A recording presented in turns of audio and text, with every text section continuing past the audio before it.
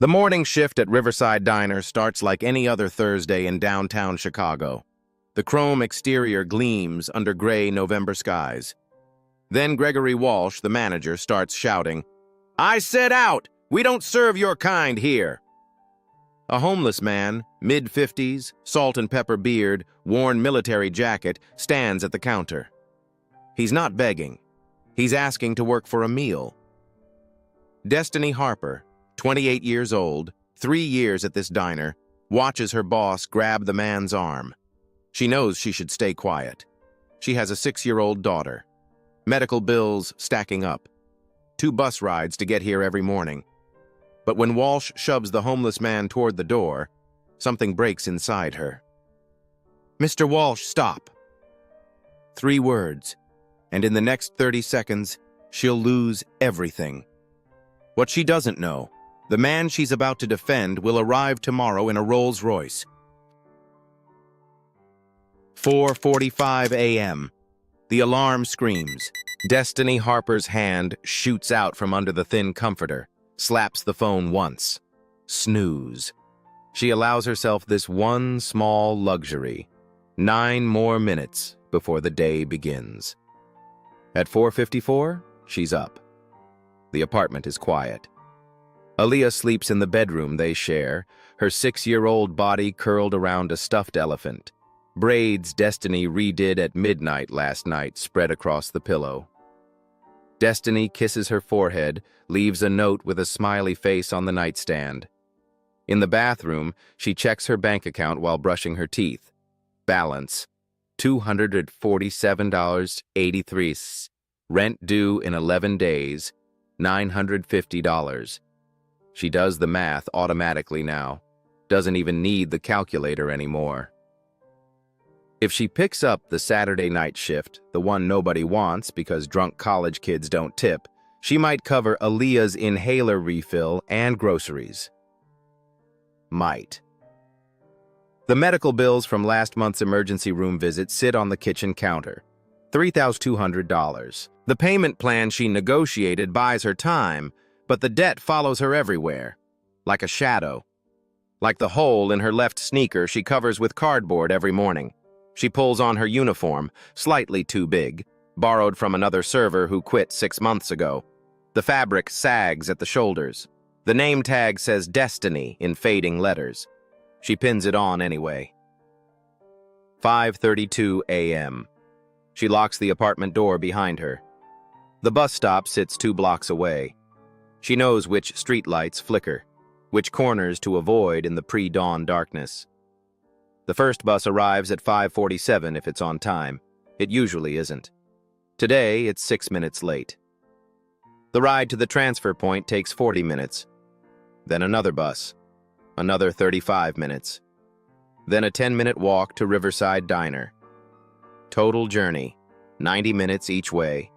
3 hours of her day, gone. Her car broke down 2 months ago. The mechanic quoted $2,200 for repairs.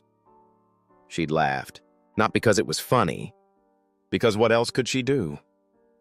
At 7:18, Destiny pushes through the diner's front door. Jerome, the head cook, is already at the grill. 43 years old, works with Destiny for 3 years now, knows her coffee order without asking. "Morning, Dee." "Morning, Jerome." Maria, another server, ties her apron. "You look tired." "Late night studying." Destiny pulls out her order pad, checks her pens. The GED practice book stays in her locker, folded open to the math section. She's been working through it for 8 months. Slowly. Between shifts, between putting Aaliyah to bed, between the moments when exhaustion doesn't completely swallow her.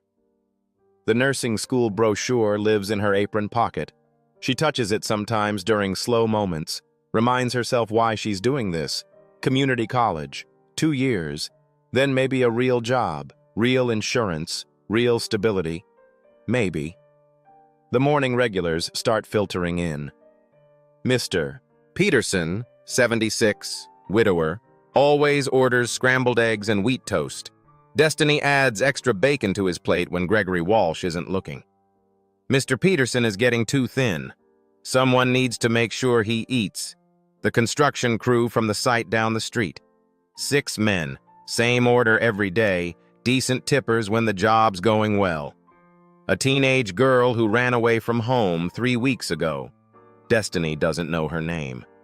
The girl comes in some mornings, orders coffee, nurses it for an hour.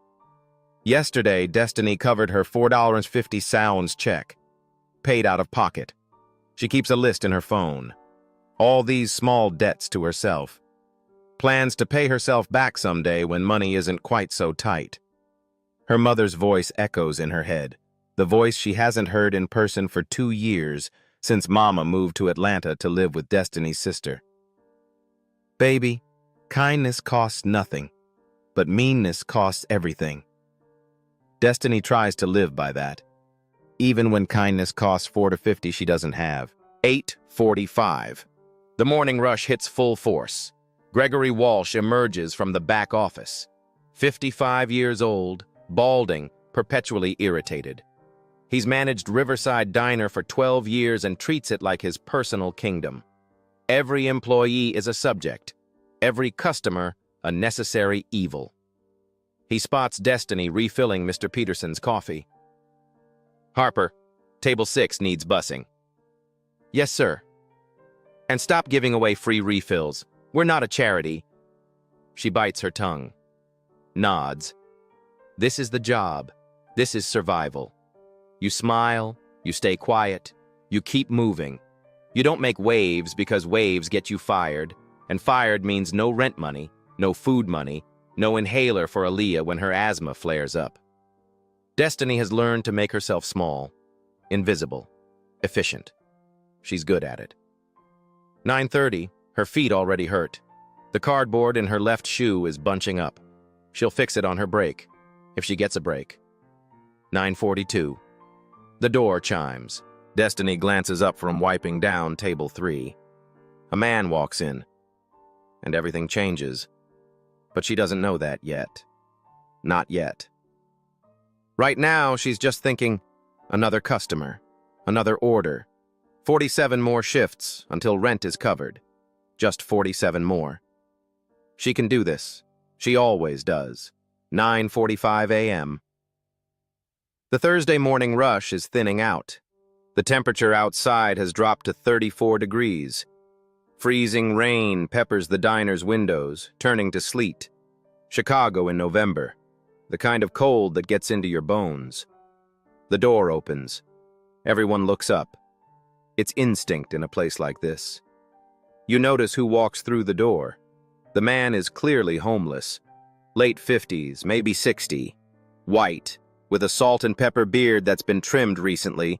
Someone trying to maintain standards despite circumstances. He wears layers. A canvas military surplus jacket frayed at the cuffs, a flannel shirt underneath, jeans stained but not filthy. His boots were good quality once.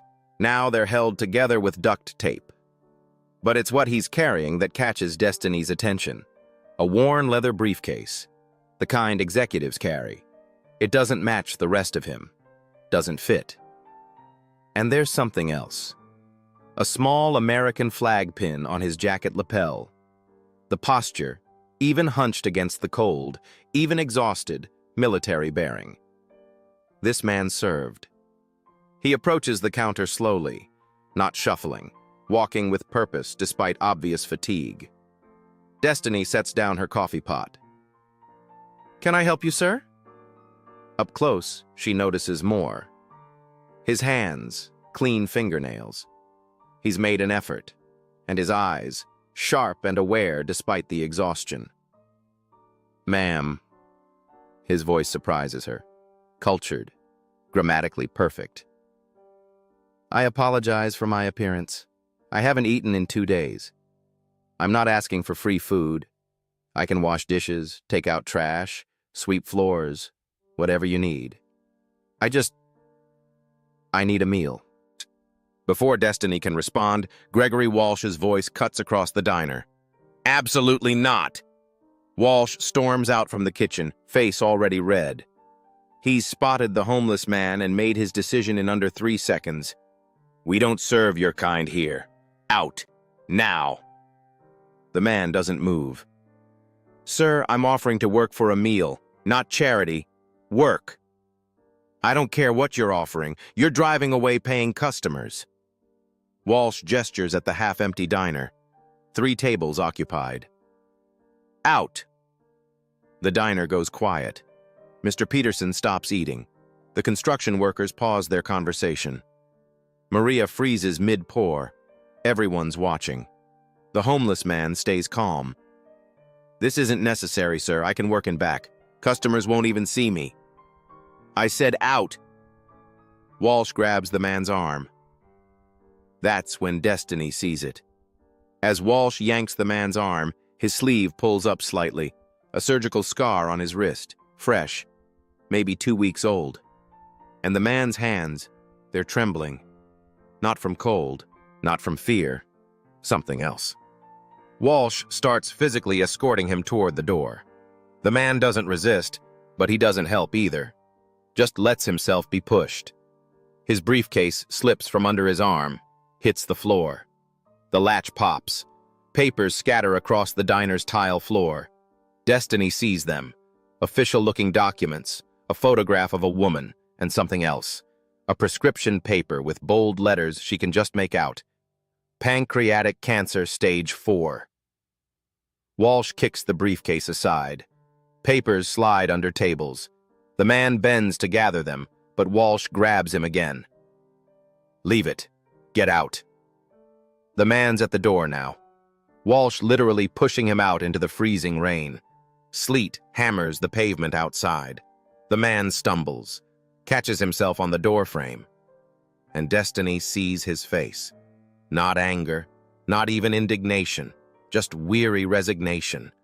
The look of someone who's been here before, who expected this, who stopped being surprised by cruelty. That look breaks something in her. She thinks of Aaliyah, the medical bills, the rent, the 2 bus rides, the 47 more shifts. She thinks of her mother's voice.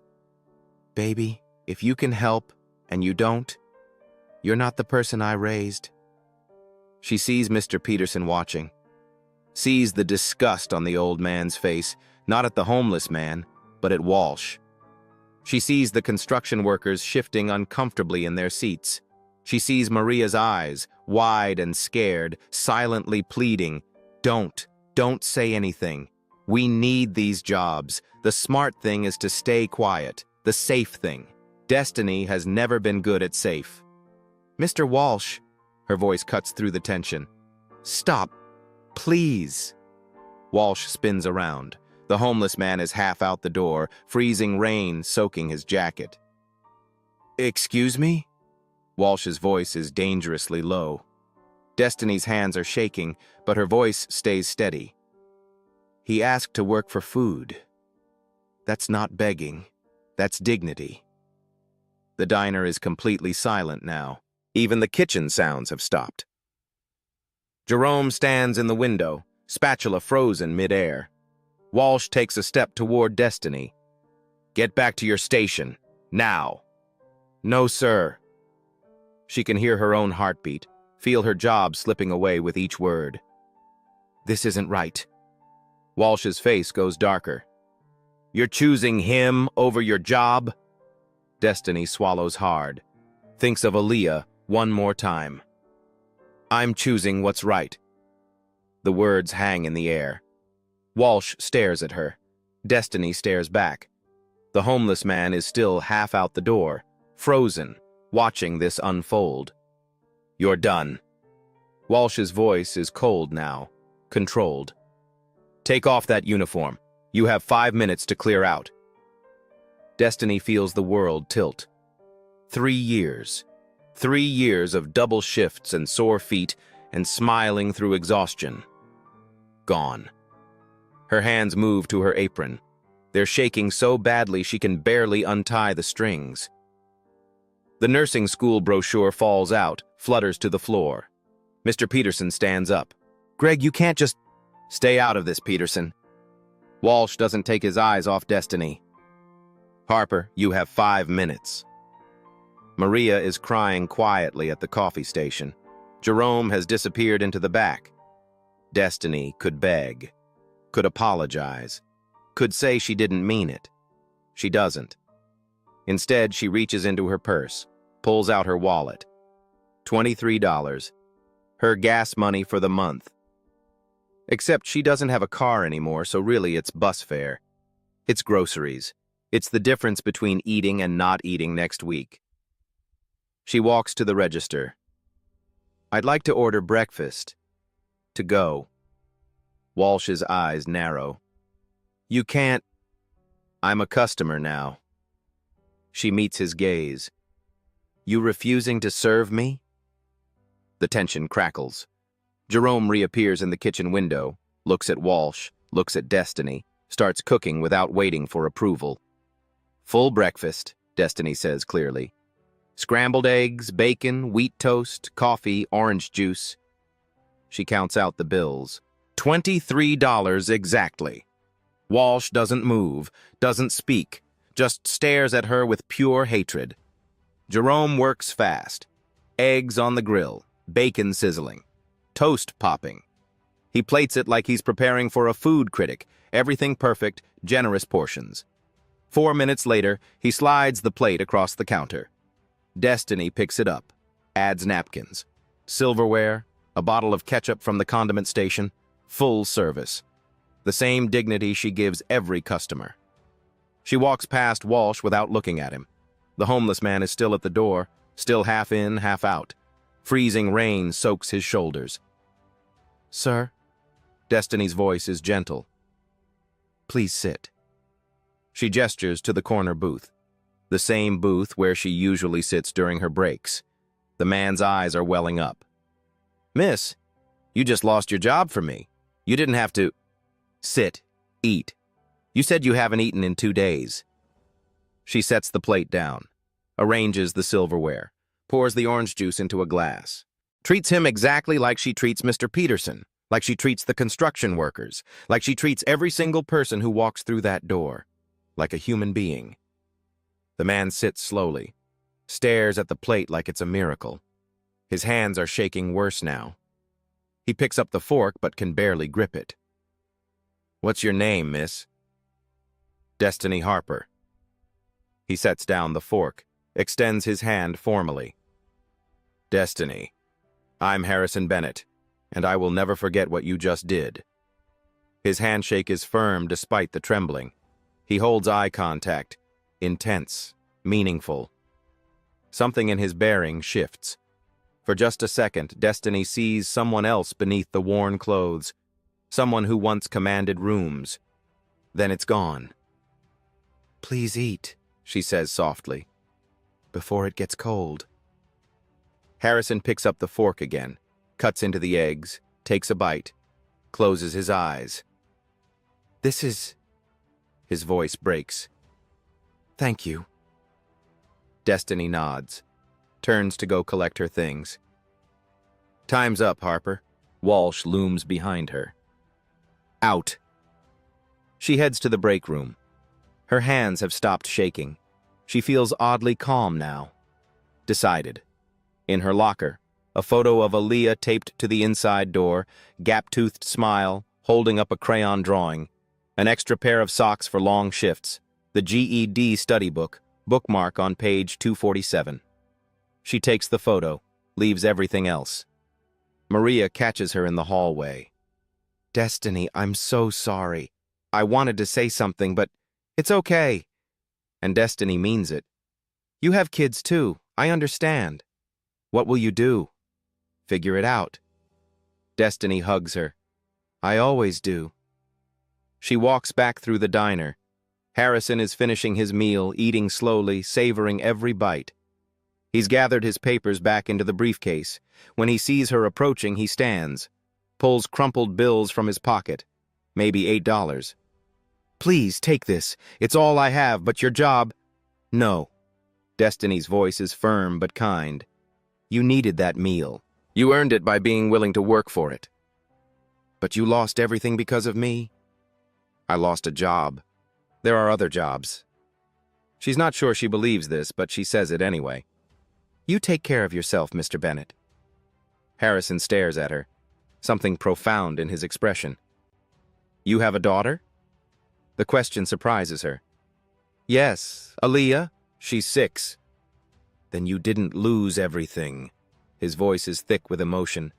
You showed your daughter, even if she wasn't here to see it, what integrity looks like. That's worth more than any job.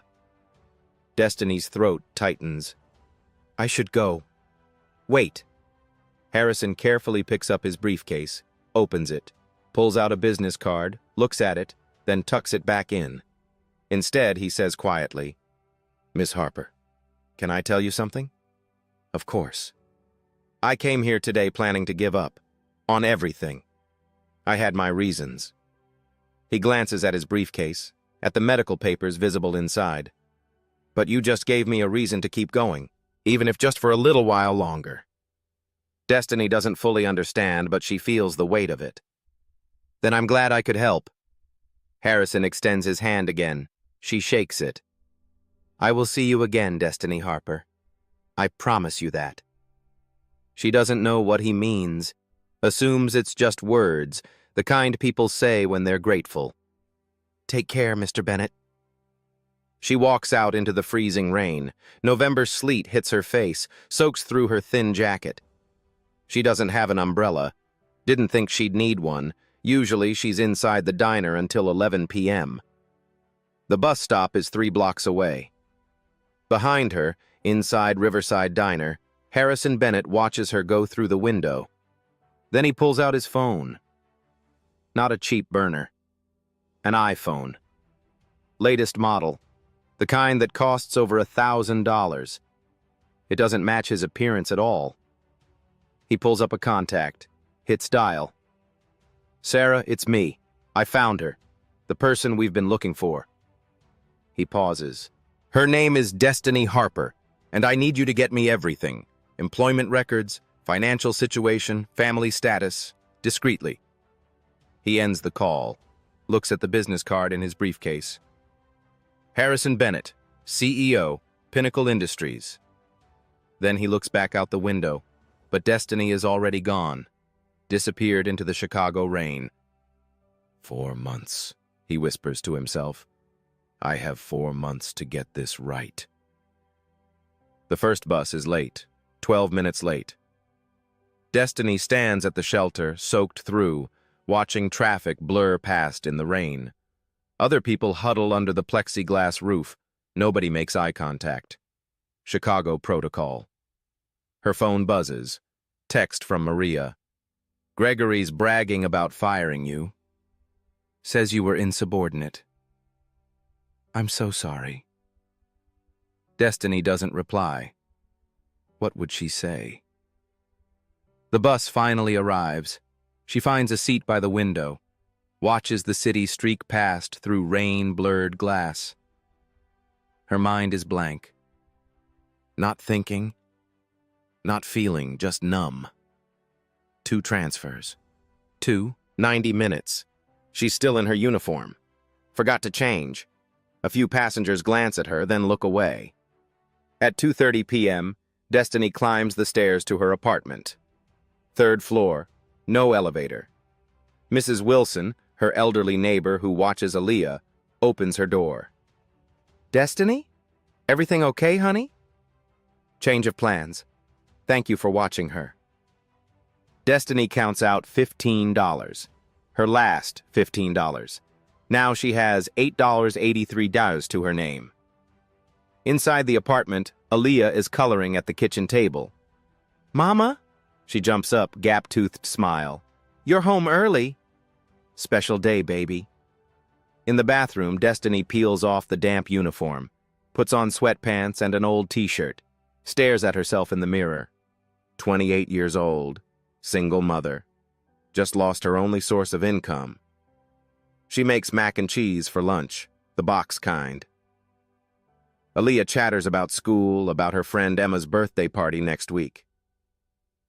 Can I go, Mama? Emma said there's going to be a bounce house. Birthday party means a gift. $20 minimum. We'll see, baby. After Aaliyah's quiet time, Destiny opens her laptop at the kitchen table. The math is brutal. Rent, $950 due in 11 days. She had $247.83 done this morning. Spent $23 on Harrison's meal. Paid Mrs. Wilson $15. Current balance, $209.83. She'll get one more paycheck from Riverside, approximately $340 after taxes. Total available, $549.83. Rent shortfall, $400.17. But there's more. Aaliyah's inhaler refill, $89. Electric bill, overdue, $127. Actual shortfall, $616.17. No savings, no credit cards, no family to call, no safety net. Destiny opens job search sites. Waitress positions, Chicago, 47 results. She knows how this works. Background check takes a week. Training another week. First paycheck 2 weeks after that. 4 weeks minimum before money arrives. Rent is due in 11 days. Her phone rings. Unknown number. She lets it go to voicemail. A minute later, one new voicemail. Miss Harper, this is Harrison Bennett. I'd like to speak with you about delete. Phone rings again. Same number. Voicemail. Destiny, please call me back. I have a proposition that could delete. Third call, 2 hours later. Voicemail. Miss Harper, I understand if you don't want charity. This isn't charity. I only have a few months left. The doctor said so, and I want to use that time meaningfully. Please call.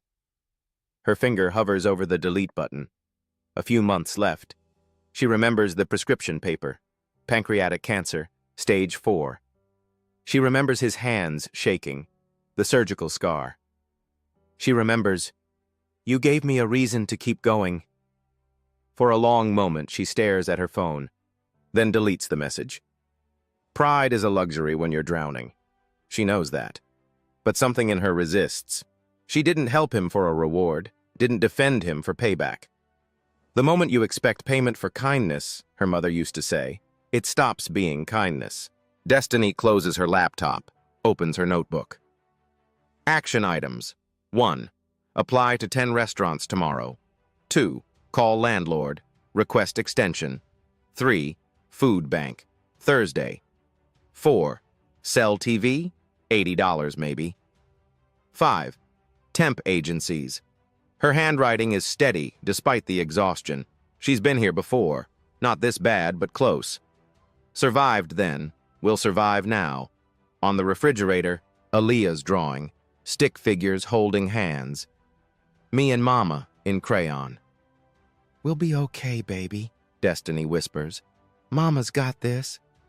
She doesn't believe it, but she'll make herself try. While Destiny deletes voicemails in her cramped apartment, Harrison Bennett sits in an office 60 floors above downtown Chicago. Floor-to-ceiling windows frame Lake Michigan. The office is massive.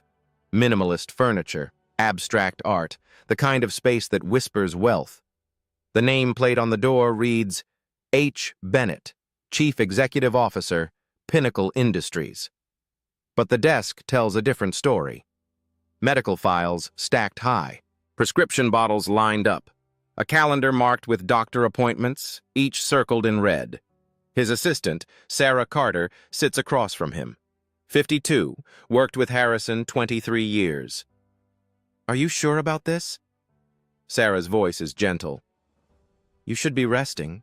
The doctor said I have 4 months, maybe less. Harrison doesn't look up. I don't have time to rest. But going out there like that in your condition, I had to know if people like Dorothy still exist. His voice softens. If that kind of kindness is still out there. Sarah knows about Dorothy Williams, the woman who saved Harrison 30 years ago when he was homeless, who gave him a job washing dishes when no one else would look at him, who died 5 years ago, leaving him a letter. Find someone worthy. Give them what I gave you. A chance. Harrison opens a folder. Destiny Harper, 28. Single mother. 3 years at Riverside Diner. Perfect attendance until today. Highest customer satisfaction scores. You had me pull her records? Medical debt, $3,200. Monthly income, $1,800. Rent, $950. Harrison's finger traces the page. She's been one emergency away from homelessness for 2 years, and today she spent her last $23 feeding me. What's your plan? Harrison stands, walks to the window. She won't accept charity. She deleted all my calls. So? Dorothy didn't give me charity. She gave me opportunity. He turns back. Tomorrow morning, 10 a.m. Send a car to Destiny's address. She won't get in. She will. Harrison picks up a photo from his desk. Young him with Dorothy, both smiling. 30 years ago. Because we're offering her a chance to prove herself. And I'm going to spend my last 4 months making sure she's ready. Ready for what? To carry this forward. He looks at Sarah. I don't want to die knowing my money sits in a bank. I want to die knowing I found someone worthy. Sarah's eyes glisten. She doesn't know you're sick. She will. Tomorrow. I'll tell her everything. He glances at the prescription bottles. No more secrets. Just truth. And if she says no, Harrison smiles faintly. Then I chose right. Because the kind of person who deserves this is exactly the kind who'd turn it down. Saturday morning, 9:57 a.m. Destiny is in her apartment, pajamas on, laptop open to job applications. Aaliyah watches cartoons. The doorbell rings. Nobody rings their doorbell. Ever. She peers through the peephole. Empty hallway. Opens the door. Nobody there. But on the doormat, a thick cream envelope, her name in elegant calligraphy. Inside, an embossed card. Your presence is requested at 10 o'clock a.m. today. A car is waiting downstairs. Please accept this opportunity to discuss your future. HB. Her phone buzzes. Voicemail from blocked number. Harrison's voice. Destiny, please trust me, just this once. Come downstairs. Something in his tone. Urgent, but respectful. She has nothing left to lose. Mrs. Wilson, she knocks next door. Emergency, can you watch Aaliyah for 2 hours? 5 minutes later, jeans, clean shirt, hair brushed. Downstairs, her breath catches. Gleaming black Rolls Royce. License plate, Pinnacle 1. A chauffeur in uniform. Miss Harper, Mr. Bennett is expecting you. Destiny freezes. I don't understand. Ma'am, I'm James. I've worked for Mr. Bennett 23 years. He's a good man. I promise you're safe. She gets in. Leather seats. Water bottle with note. Thought you might need this. HB. They drive downtown. Financial district. Destiny pulls out her phone. Types, Harrison Bennett, Chicago. Results flood her screen. Harrison Bennett, CEO Pinnacle Industries, announces $500 million expansion. Tech billionaire Bennett donates $50 million to veterans programs. From homeless veteran to Fortune 500, the Harrison Bennett story. She reads fast. Army Colonel. 22 years service. Wife died during deployment. PTSD. Lost everything. Homeless 3 years. Dorothy Williams, restaurant owner, gave him a chance. Let him wash dishes for meals. He built Pinnacle Industries from nothing. Net worth, $1.2 billion. Then recent headlines. Bennett diagnosed with terminal pancreatic cancer. Billionaire refuses chemotherapy. I want to live, not just survive. Bennett has months left, vows to find someone worthy of his legacy. Quote, I won't die in a hospital. I'll die knowing I made a difference. I'm searching for someone with the courage to choose kindness when it costs everything. Destiny drops her phone. The man she defended is a billionaire. He's dying. And Thursday was real, really hungry. really testing if kindness exists. Tears come. They arrive at a glass tower. Pinnacle Industries in Chrome. 58th floor, James says. Security. Miss Harper, you're expected. Executive elevator. Destiny sees her reflection in elevator mirrors. Worn jeans, cheap shirt, doesn't belong, 58th floor. Receptionist. Miss Harper, welcome. Mr. Bennett is eager to see you. Office doors open. Harrison Bennett by the window. Expensive suit, clean shaven, but gaunt, thinner, fighting time, same kind eyes. Destiny, thank you for coming. She can barely speak. You're Harrison Bennett. The Harrison Bennett. Guilty. You weren't really homeless. Pain crosses his face. I was, for 3 years. But Thursday, I was testing how society treats vulnerable people. I do it quarterly. Anger flares. So it was a test? You let me lose my job for a test? No. Firm voice. You lost your job because Gregory Walsh is cruel. Your character revealed it. My character? I can't pay rent with character. No. But you can build a legacy with it. He gestures to chair. Please sit. She stays standing. That you're a billionaire playing dress-up? Destiny, I'm dying. Words stop her cold. Pancreatic cancer. Stage 4. 3 to 6 months. I could do chemotherapy. 9 months in hospital, in pain, barely conscious. Or 4 months on my terms. He picks up a photo. Young Harrison with older black woman. This is Dorothy Williams. 30 years ago, she saved my life. Not with money, with dignity. She saw me as human when everyone else saw trash. Sets it down. She died 5 years ago. Left me a letter. Asked me to find someone like her. Someone who chooses right over easy. Looks at Destiny. Thursday, I went to 6 places before Riverside.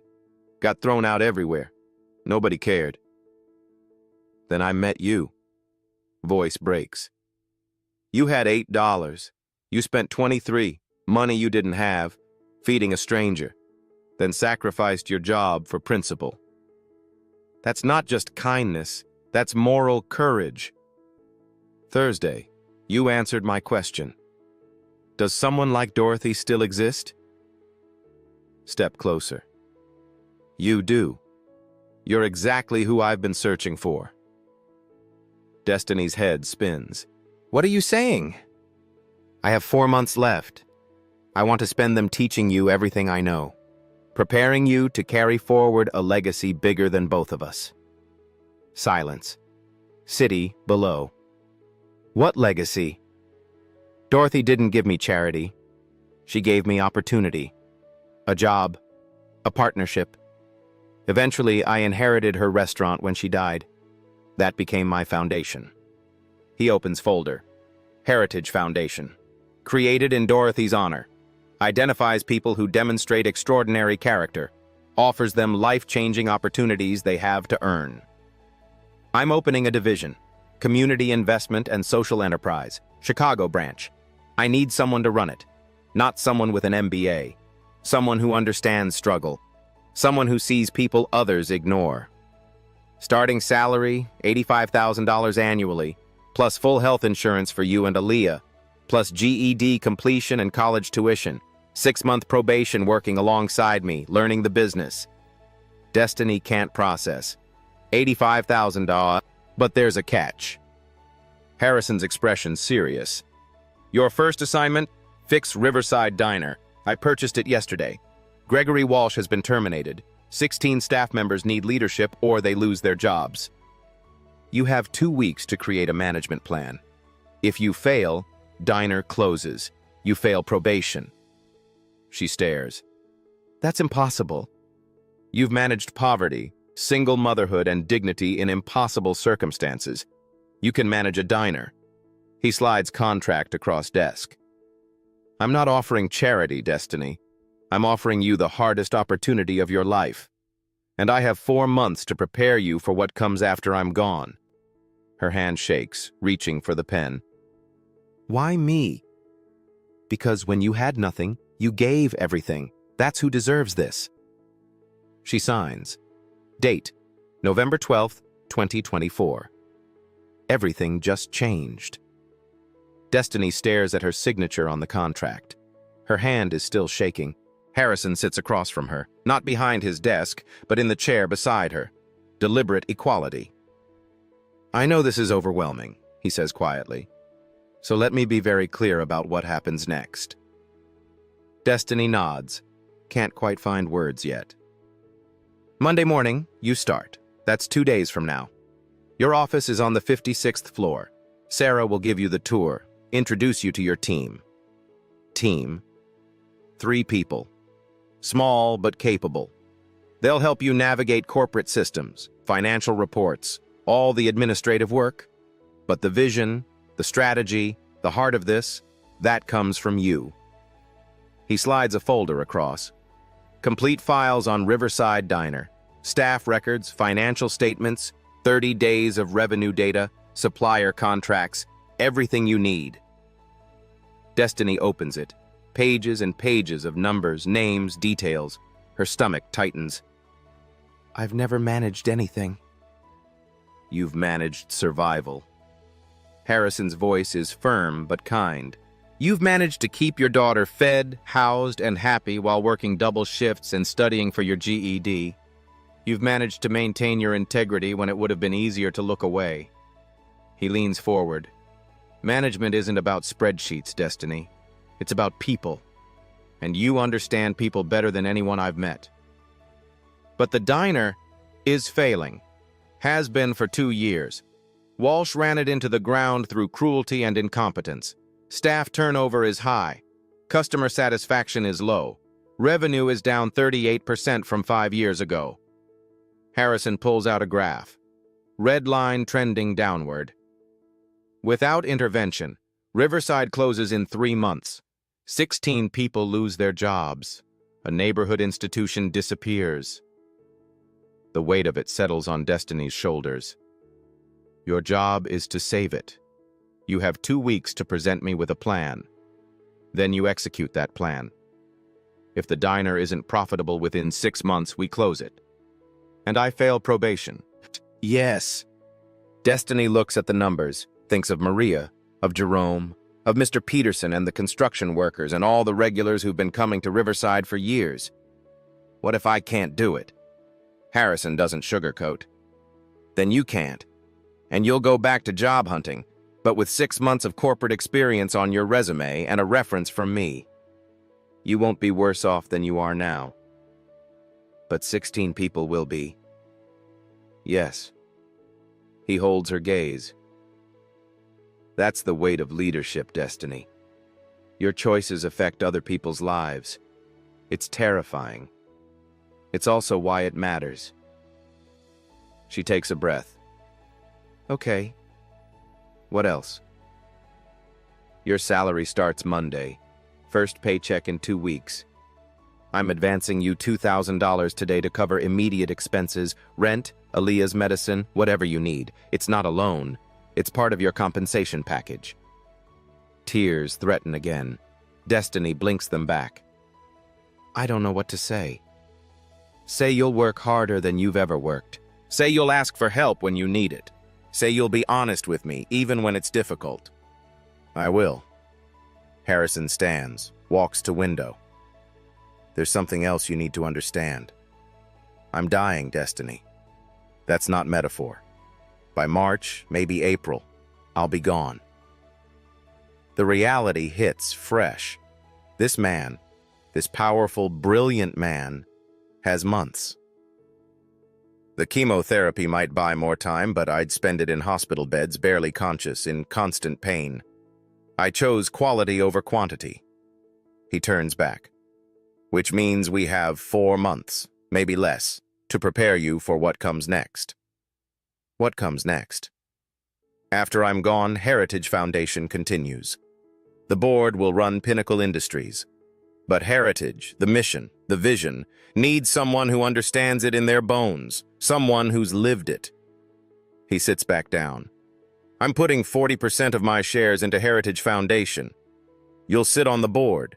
You'll help decide how we invest in people and communities, how we identify the next person like you. Destiny's head spins. I can't. That's too much. It's exactly right. Harrison's voice is strong despite his frailty. Dorothy left me her restaurant. One small diner. I turned it into this. Gestures at the office, the city beyond. Not because I'm smarter than anyone else. Because she saw something in me and gave me the tools to build it. I'm giving you the same thing, better tools, bigger platform, but same principle. Someone worthy gets a real chance. He pulls out another document. This is Heritage Foundation's mission statement. Read it. Destiny reads aloud. We believe extraordinary character exists in ordinary people. We identify individuals who choose integrity over survival. We offer them opportunities that match their courage. We invest in human dignity. Her voice catches on the last line. Founded in memory of Dorothy Williams, who proved that one act of kindness can change the world. Harrison's eyes are bright as Dorothy saved one homeless veteran. That veteran built a billion-dollar company that now employs 12,000 people. Those 12,000 people support families, communities, futures. One act of kindness. Ripples that never stop. He looks at Destiny. You saved me Thursday. Not my life, my hope. You reminded me why I built all this. And now I'm going to spend every day I have left making sure you can carry it forward. Silence fills the office. Finally, Destiny speaks. I'm scared. Good. If you weren't, I'd have chosen wrong. Harrison smiles. Fear means you understand what's at stake. Now let fear sharpen you, not stop you. He extends his hand. Welcome to Pinnacle Industries, Destiny Harper, Community Investment Director, Heritage Foundation, Chicago. She shakes it. His grip is weaker than Thursday. The disease is taking him fast, but his eyes are alive with purpose. Now. Harrison stands. Sarah's waiting outside. She'll handle paperwork, show you your office, answer questions. Monday morning, 7 a.m. we start. Be ready. I will. At the door, Destiny pauses. Harrison? Yes. Thursday morning. Were you really hungry? His expression softens. Starving. That breakfast you bought me was the best meal I've had in years. Not because of the food, because of what it meant. She nods, understands. One more thing, Harrison says. This weekend, spend time with Aaliyah. Explain that Mama's life just changed, that things will be different now. Better, but different. Then Monday, we save a diner, and after that, we change the world. Week 1, the return. Monday morning, 7 o'clock a.m. Destiny walks into Riverside Diner, not as a server, as the new director. The staff is already there. 16 people gathered in the dining room, confusion and fear on their faces. Maria sees her first. Destiny, what are you doing here? I'm the new owner. Well, technically, Heritage Foundation owns it, but I'm managing operations. Silence. Shock. Jerome steps forward. You bought the diner? It's complicated, but Gregory Walsh is gone, and we have 2 weeks to save this place or everyone loses their jobs. She spreads financial reports on a table, shows them the numbers. 3 months from bankruptcy. I can't do this alone. I need your help. The staff exchanges glances, uncertain, skeptical. Mr. Peterson, sitting in his usual booth, speaks up. What's your plan? Destiny takes a breath. Better sourcing from local suppliers, enhanced menu focused on quality comfort food, living wages, $18 minimum for everyone here, profit sharing when we're successful. And one more thing. She pulls out another document. Second chance hiring program. We're going to employ people rebuilding their lives, ex-convicts, homeless individuals, people who just need someone to believe in them. Maria's eyes widen. That's ambitious. Probably impossible, Destiny admits. But we're trying anyway. Jerome nods slowly. I'm in. One by one, the others agree. Month 1. Transformation. Destiny works 16-hour days. Harrison checks in every morning. Problems? 20 new problems every hour. Good. Means you're actually trying. She hires 3 new people. Thomas, formerly homeless, starts as dishwasher. Rebecca, recovering addict, trains as server. Marcus, ex-convict, learns prep cook duties. Jerome leads kitchen training. Maria handles front of house. Destiny creates what she calls dignity protocols. Every person treated with respect, every customer valued equally. The local news picks up the story. Fired waitress now owns the diner. The article explains Harrison Bennett, Heritage Foundation, the second chance employment model. Community response overwhelms them. Regulars return, bring friends. New customers come specifically to support the mission. Revenue climbs 34% in 4 weeks. Month 3, breakthrough. The diner is profitable for the first time in 2 years. Staff meeting. Destiny announces profit-sharing bonuses. Everyone gets a check. Maria cries. I've worked here 9 years, never got a bonus. Thomas speaks up, voice shaking. This job saved my life. I have an apartment now. My daughter talks to me again. Jerome grins. Destiny, you actually did it. But Harrison's health is declining. He's lost 20 pounds, works from home most days, still calls every morning. How's the diner? Profitable, stable, growing. And you? Exhausted, terrified, but happy. That's how you know you're doing it right. Month 4. Ripple effect. 3 other Chicago restaurants contact Heritage Foundation, want to implement similar models. Destiny consults, teaches her system, helps them create their own second chance programs. She's enrolled in community college now, business management, 3.8 GPA, balances school and work, and Aaliyah. Sometimes brings Aaliyah to the diner. This is Mama's restaurant, baby. Aaliyah beams. You're like a superhero, Mama. Riverside launches Pay It Forward wall. Customers can pre-purchase meals for homeless individuals. 200 meals bought in first month. Chicago Tribune features it. Other diners adopt the model. Month 6. Recognition Heritage Foundation Gala. December evening. Destiny gives keynote speech. First formal dress she's ever owned. Aaliyah in front row, gap-toothed smile. 6 months ago, I was fired for defending a stranger's dignity. I thought I'd lost everything. Instead, I learned that when you're willing to risk everything for what's right, the universe risks everything for you.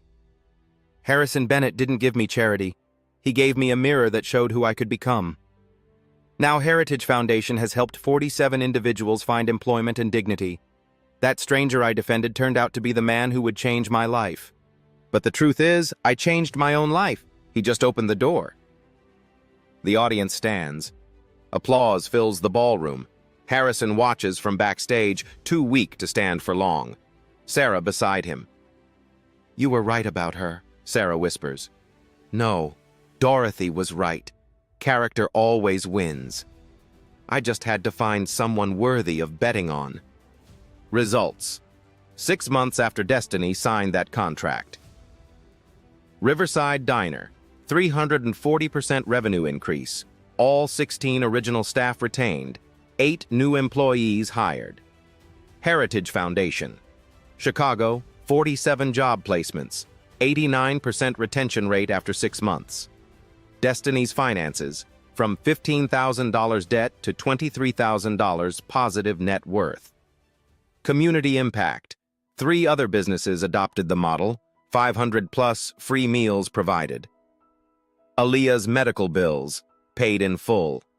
Destiny's education, completing associate's degree, spring 2025. And Harrison Bennett, growing weaker each week, knows his time was spent well. 1 year later, November morning, the anniversary. Destiny arrives at Riverside Diner at 9:30 a.m., completely renovated now. New sign, Riverside Community Diner, a Heritage Foundation enterprise.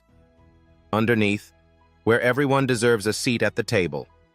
She's Assistant Director of Heritage Foundation, Chicago region. Still visits the diner twice weekly. Can't quite let go. Today is special. 9:45 a.m. Exactly 1 year since everything changed. The door chimes. A young woman enters, early 20s, clearly homeless, hesitant. Destiny's breath catches. The woman approaches.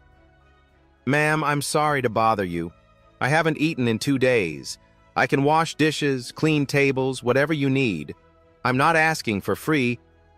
The exact words, same desperate dignity. "What's your name?" "Rebecca Mills." "Rebecca, when's the last time you had a hot meal?" "Thursday, ma'am." Time folds. Past meets present. "Come with me." She leads Rebecca to the corner booth, the same booth where Harrison bought her breakfast. "Jerome, full breakfast, please. Extra bacon." Rebecca's eyes fill. "I can't pay." "You don't have to. But are you willing to work?" "Yes, ma'am. Anything." "Then eat, we talk, and you fill out an application. Training program starts immediately. Room and board included first month." "Interested?" Rebecca cries. "You'd give me a chance?" "Someone gave me one when I needed it most. Now I pay it forward." Jerome brings food. Maria, now assistant manager, brings coffee. Rebecca stares. "Why are you all so kind?" "Because kindness isn't charity. It's community. And you're part of ours now." 2 hours later, Rebecca wears borrowed uniform. Slightly too big. Just like Destiny's once was. Destiny shows her the ropes. How to carry plates. Remember orders. Smile through exhaustion. You'll be tired, overwhelmed, but safe, fed, and earning. What's the catch? Destiny smiles. Someday, when you're stable, you help the next person. I promise. That evening, Destiny's apartment. Aaliyah, 7 now, does homework. Mama, you helped another person today? I did, baby. Why do you always do that? Because someone told me kindness costs nothing, but meanness costs everything. And another person showed me that when you give dignity, you get purpose. I want to be like you when I grow up. Destiny hugs her. You already are, baby. Her phone buzzes. Text from Sarah. Saw you through the window, Harrison smiling from wherever he is. Destiny replies, Thank you for seeing who I could become. Sarah. You always were this. Harrison just gave you a platform. Destiny looks at the framed photo on her wall. Harrison at Heritage Gala, 4 months before he died, smiling despite pain, eyes full of hope. She whispers, We're keeping the promise every single day. The tradition continues. Kindness multiplies. The legacy lives. Destiny. Harper's story is real. Not because it happened exactly this way, but because it happens every day in moments we never see. Someone chooses character over comfort. Someone risks security for principle. Someone sees a human being when everyone else sees inconvenience. These moments matter. Your moment matters. This week, look for your opportunity. That person everyone ignores, See them. That choice between easy and right? Choose right. You don't need a billion-dollar corporation to change a life. You just need to care when it costs you something. Here's my question for you. When was the last time you chose kindness when it wasn't convenient? Share your story in the comments below. If this story moved you, share it. If it inspired you, act on it. Because somewhere right now, someone needs you to be their Destiny Harper or their Harrison Bennett. Be the person who sees, who acts, who remembers that ordinary people doing extraordinary things. That's the story that never gets old. Subscribe for more stories that prove goodness still wins. The story you heard today wasn't cleaned up. It was told exactly as it happened. At Black Voices Uncut, we believe that's the only way truth can live. If you felt something, hit like, comment, and your reaction, and subscribe. Every week, we bring you voices that refuse to be silenced.